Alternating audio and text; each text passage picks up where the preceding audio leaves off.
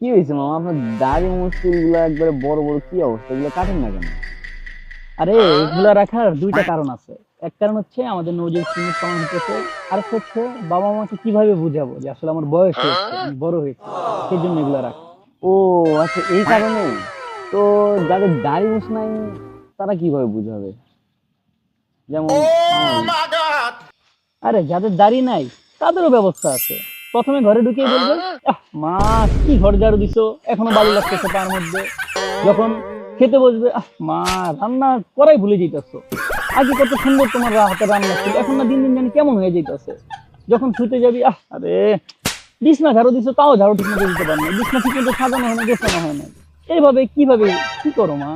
যখন নাকি কাপড় চোপড় ধুয়ে দিবে, তুই পড়তে যাবি, তখন মা, কাপড় চোপড় যদি কত গন্ধ হইতেছে, ঠিক মতো পরিষ্কার হয় না। তখন এমনিতেই তোর আব্বা আম্মা বুঝে যাবে যে না, পোলার বয়স হয়েছে, নতুন কাউকে আনতে হবে পোলার জন্য। হ্যাঁ, ঠিক আছে।